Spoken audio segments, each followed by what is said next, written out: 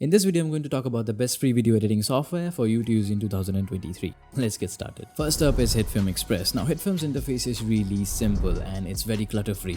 Everything sits right where it needs to be and everything is written in a very simple language. It's very beginner-friendly. HitFilm's interface resembles the interface of Premiere Pro quite a lot. Like, in future, if you want to upgrade to Premiere Pro after using HitFilm, you wouldn't really have any problems. HitFilm also has a layer-based workflow, so if you have experience in video editing in other major paid video editors, then you shouldn't really have a problem adapting to HitFilm because it's pretty much the same. In terms of speed and reliability, HitFilm is a really good option. Now, it consumes less amount of RAM and storage than most of the video editing softwares out there, even the paid ones, and it has all the kind of shenanigans like proxies, auto caching, low resolution previews to help you speed up your workflow. Now, it also has auto save feature which enables you to save your videos periodically, which honestly has saved my ass a lot of times. Now, HitFilm did crash a few times and most of the times I was able to retrieve my video, but I wouldn't really call it as reliable as other softwares which I will be talking about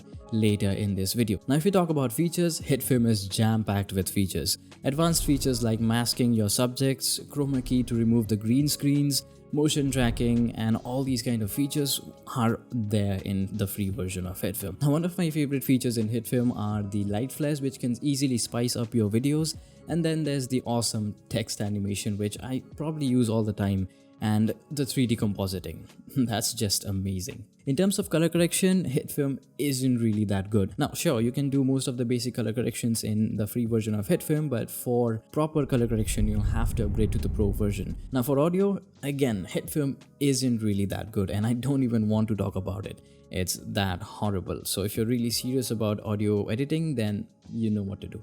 Now, in terms of the things which I don't like, then I've got a few complaints. Now, playing 4K videos on HitFilm isn't really the smoothest experience. Now, I can't really blame it on my computer because most of the other video editors have been able to play 4K videos really smooth, but the biggest complaint that I have is that your export resolution is only limited to 1080p, that's full HD. If you want to export 4K videos, then this isn't the software for you. Next up is Olive, a familiar interface until you take a look at the node-based composition. Now, a node-based composition might look intimidating at first, but trust me, once you get used to it, it actually makes much more sense than the layer-based composition that we are used to in most NLE video editors. It's not only much more faster, it's much more reliable, everything is right in front of you and nothing is hidden behind tons and tons of layers. In terms of speed and reliability, I think Olive is really good. Not only does it play videos really smooth, even 4K videos, but it also launches instantly, unlike most of these video editors which take their time with their beautiful splash screens. It also doesn't hog up a lot of resources from your computer and it requires very little amount of RAM to run this software. So you can probably use it on a 10-year-old machine without any kind of issues.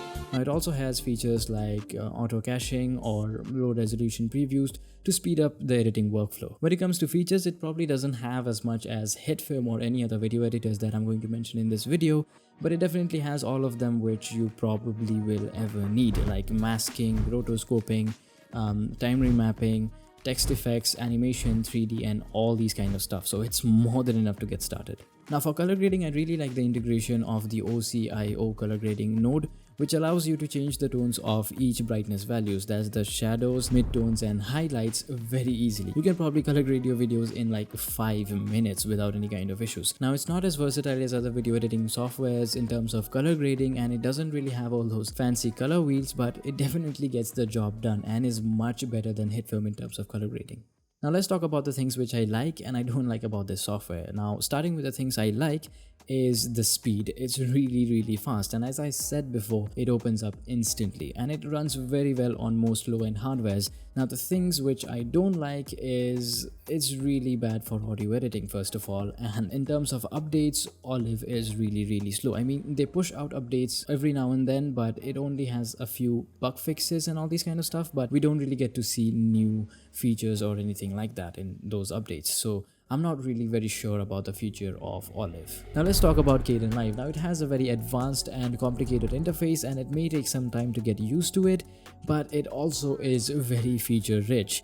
Now, it has different sections for different kind of workflow as well, just like HitFilm or even Premiere Pro, and it also has a lot of themes to choose from.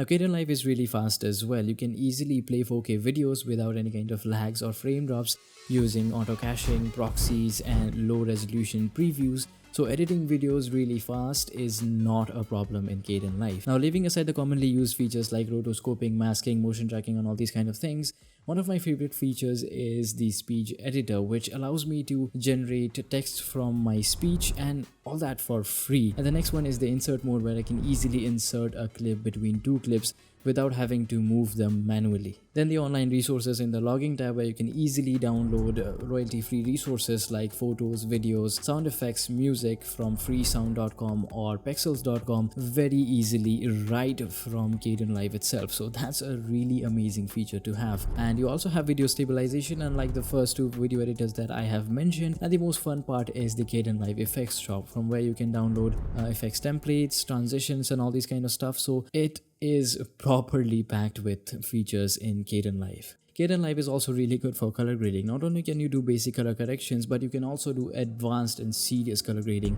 in Canon Live using the color wheels tab, and it's as good as most of the paid softwares out there. And the same story goes for audio editing. Features like noise suppressor, compressor, equalizer, oh, it all rhymed.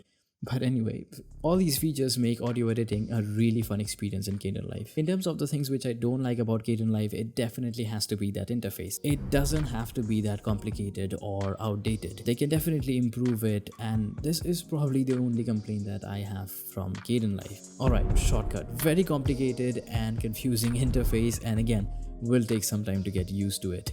It shares a lot of similarity with Canon Live. You have separate windows for different kind of workflows, and they're located in the exact same place. In terms of speed and reliability, again, Shortcut is fast. It has auto caching, proxies, low resolution previews and all this kind of stuff, just like Canon Live. But in terms of reliability, Shortcut is definitely much more reliable as compared to Canon Live. Now the reason why Shortcut or Canon Live or even Olive run very fast and have a really small footprint on the machine performance is probably because they have Linux roots, and we all know that Linux apps are really good in terms of optimization and how efficient they are.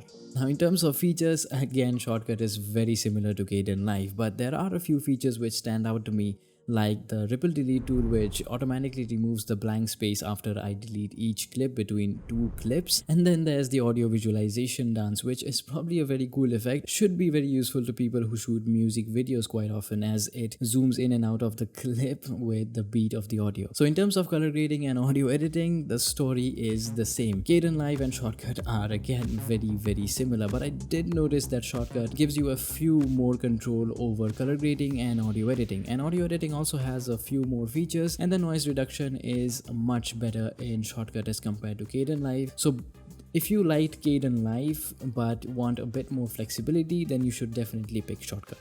So the last one is DaVinci Resolve, and in terms of interface, I think it has definitely the best interface out of all the video editors, and it clearly has been made with speed in its mind. And talking about speed, it has node-based video editing, and I know it is complicated, but node-based video editing just makes the video editing much more faster as compared to layer-based video editing. And I've said it before. Now as far as speed and reliability go, DaVinci Resolve is really fast and reliable as well, but is quite heavy. It consumes more RAM than Canon Live, Shortcut and Olive combined, which is quite a lot. But at the same time, it is also a very powerful software, and playback of videos is really smooth. It's also extremely reliable as it has a live save feature. I mean, it did crash on me, but I never really lost the progress. Everything was right there where it was supposed to be. Now DaVinci Resolve has the most amount of features out of all the video editing softwares which I have mentioned so far, which is really amazing. Now setting aside all the basic and the advanced features that DaVinci Resolve has, I do have a few features which stand out to me, like the magnetic timeline, which automatically deletes all the gaps which are left behind after I delete each clip. Smart bins, which automatically sort the clips out for you. Like suppose you're a very lazy person and you don't like to sort your clips after importing them, you can easily let the smart bins do that job for you. Then there's the dynamic zoom, which automatically lets you zoom in and out of your clips. All you have to do is set the red rectangle where you want the clip to stop and the green rectangle where you want the clip to start. And that's all about it, no manual keyframing needed. Now when it comes to color grading, I don't really have to say much about it because DaVinci Resolve is the industry standard and you probably already know about it. Color wheels, which allows you to change the hues in different brightness levels, HSL qualifier, which helps you to play with the tones of a specific colors in the video, and then there's the power window with which you can edit a specific part of the video along with the tracker. So basically, if you're really serious about color grading, then definitely switch to DaVinci Resolve. Again, for audio, DaVinci Resolve is probably the best out of all the video editing softwares I've mentioned so far. Dialogue processor, which helps me clean my audio recordings, equalizer to remove all the unnecessary frequencies, a really good noise reduction, and then there's the sound library, which acts as an all-in-one collection for all your local music and sound effects. So if I have to consider the things which I don't like about DaVinci Resolve, then it's definitely going to be the power. Now I don't mean that it's not powerful or anything. DaVinci Resolve is a very powerful software, but the thing is also requires a very powerful machine to run on. Now you can run it on a slower machine, but then again it will give you slower performance. And then there's the interface, it's definitely not beginner friendly. So hopefully this video has helped you to choose which one is the best video editing software for you, whether you're a beginner or someone who's willing to switch to a new video editor. And if you're interested to know why professionals are choosing a specific video editor over all the video editors that they have used for all these years, then watch this video or maybe the one below it. And I'll see you in the next one. Bye.